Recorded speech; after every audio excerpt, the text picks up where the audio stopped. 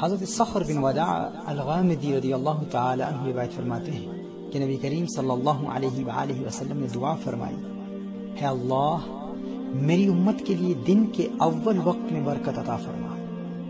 نبی کریم صلی اللہ علیہ وآلہ وسلم کو جب کوئی لشکر یا فوجی دستہ بھیجنا ہوتا تو اسے صبح اول وقت ہی بھیجا کرتے۔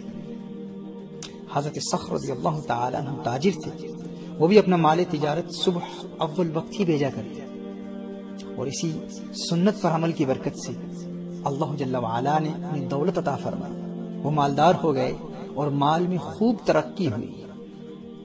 اسے امام ابو داؤد نے اپنی سنن میں روایت فرمایا ہے، اور امام النسائی نے اپنی سنن میں، ابن ماجہ نے بھی اپنی سنن میں نقل فرمایا ہے۔ ناظرین کرام، صبح سویرے کا وقت برکت کا وقت ہوتا ہے، اسی لیے حدیث میں صبح کے وقت سونے کی بھی ممانعت آئی ہے۔ صبح کے وقت سونا بے برکتی اور محرومی کا سبب ہے۔ حضرت عثمان غنی رضی اللہ تعالی عنہ روایت فرماتے ہیں کہ نبی کریم صلی اللہ علیہ وآلہ وسلم نے ارشاد فرمایا، صبح کا سونا روزی کو روکتا ہے۔ مسند امام احمد کی یہ روایت ہے۔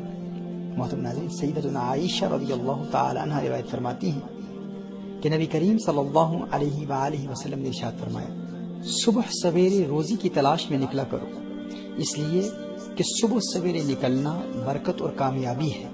مسند البزار کی یہ روایت ہے۔ ناظرین کرام، راتوں کو دنیاوی مشاغل میں جاگنے والے اکثر دن کے وقت سوتے رہتے ہیں، اور اسی وجہ سے صبح سویرے کی خاص برکات اور عنایات سے محروم رہتے ہیں، اور یقیناً اس کا ہماری صحت پر بھی برا اثر پڑتا ہے۔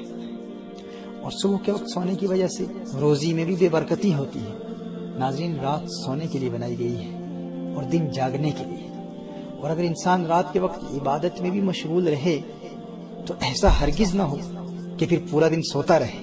ایسا ہم اپنے معاشرے میں دیکھتے ہیں کہ بیشتر لوگ پوری رات عبادت میں مشغول رہتے ہیں اور پھر پورا دن سونے میں برباد ہو جاتا ہے۔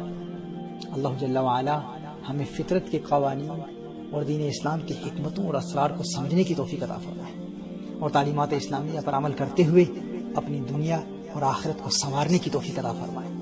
آمین۔